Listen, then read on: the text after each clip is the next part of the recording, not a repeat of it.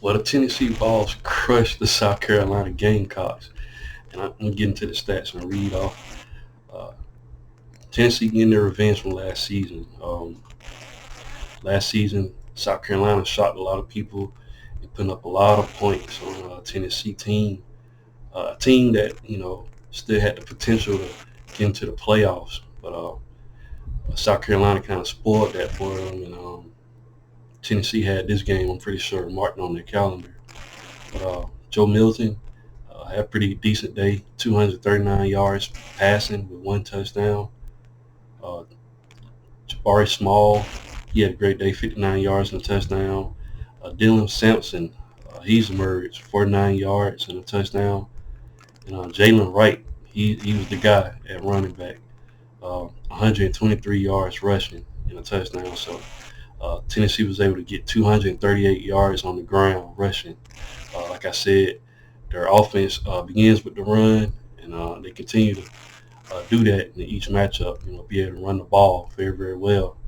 Um, Our receivers, Jacob Warren, he had 26 yards and a touchdown. He was the only guy that they got a passing touchdown in this matchup, but they was able to get 239 yards passing. So pretty decent game, for Tennessee, moving the sticks. The defense, once again, doing a phenomenal job and uh, affecting the quarterback.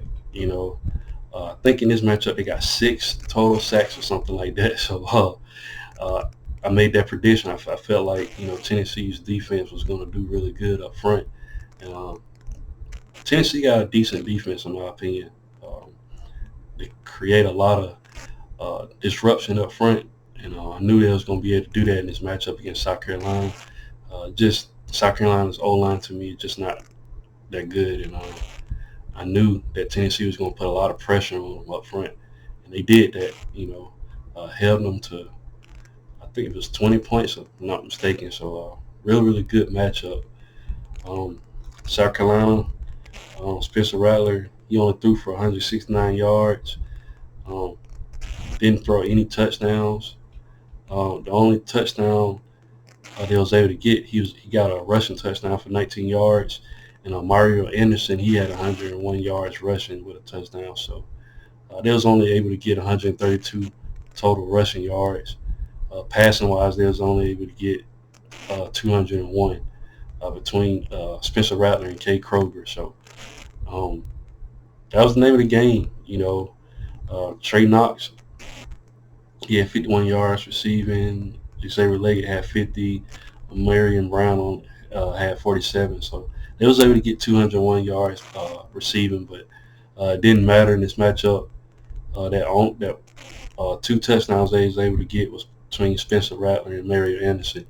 Uh, Tennessee pretty much shut down South Carolina's offense, and this is a team in South Carolina not really good at running the ball. Like I said, was able to get 132, but uh, they never really got into a groove. The Tennessee defense pretty much played pretty well throughout the whole matchup. They did, like I said, gave up 20 points, but by that time, the game was out of whack. Tennessee was already winning, and pretty good game for Tennessee. South Carolina got 11 first downs. Tennessee was able to get 24.